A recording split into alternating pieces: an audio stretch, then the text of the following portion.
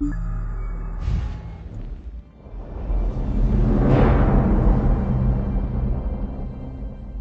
name is Nick Conkle, and I'm lead gameplay designer for the Elder Scrolls Online.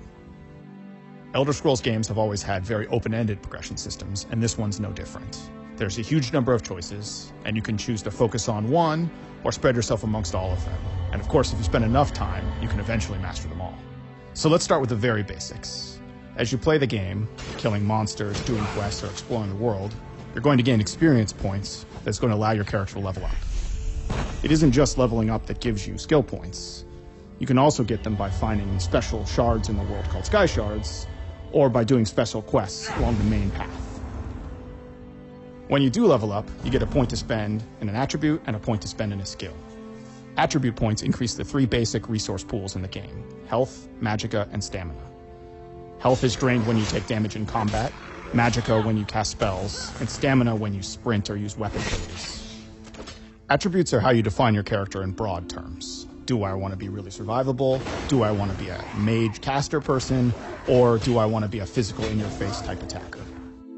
Skill points, on the other hand, allow you to define your character in a specific way. So you can spend a point to learn an ability or a spell, and abilities or spells belong to a skill line, which is a thematic connection of abilities. The more you use abilities from a specific skill line, like say Stone Fist from the Earth Magic skill, the more you'll have access to the abilities later in the line, like Petrify or Magma Armor.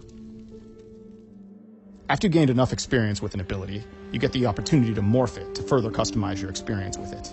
So, for example, the Templar ability Rush Ceremony, which heals a nearby ally, can be morphed so that it heals 3 nearby allies, or so that it restores magicka to you when you cast it. After you've advanced far enough in a skill line, you gain access to ultimate abilities, which are some of the most powerful abilities in the game. Things like Dragon Leap on the Dragon Knight, or Overload on the Sorcerer, or Nova on the Templar. Ultimate abilities work a little differently from the rest of the abilities in the game. They don't consume magicka or stamina. Instead, you have to build up for the opportunity to use them, and then when you do, you can have a devastating effect on the battlefield. So we've been talking a lot about spells that you can use in combat, which we call active abilities. But you can also spend your skill points on passive abilities. And those have a more subtle effect that's permanent on your character.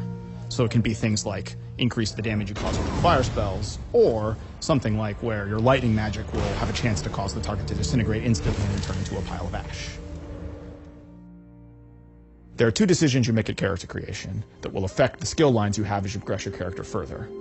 Your race, which gives you a set of abilities that helps define the identity of that choice, and your class, which actually gives you 3 unique skill lines that follow a general theme without actually forcing you into a specific role. Your class and race skills only represent a fraction of what's possible to get in the game, though. There's a whole set of general skills that are available to anyone who plays the game. A good example of this is the weapon and armor skills, which every character starts the game with, and anyone can take the time to learn and master. So no matter what class or race I picked, if I pick up a sword and shield, I can start getting stronger with that weapon. Or, alternatively, if I want to wear light armor and use a staff, I can become a good mage. You can also find entirely new skill lines for your character by playing the game and exploring the world. This ranges from relatively easy things to do, like join the Mages Guild or join the Fighters Guild, or by finding out in the world the opportunity to become a werewolf or a vampire. Getting one of these new skill lines gives you the opportunity to get special abilities that wouldn't be available to your character otherwise. We've really only scratched the surface of all the different combinations of builds and abilities that players have been making using this progression system, and that's what you'd expect at an Elder Scrolls game. It's all about player choice. You can build the character the way you want to, and we can't wait to see what you guys come up with.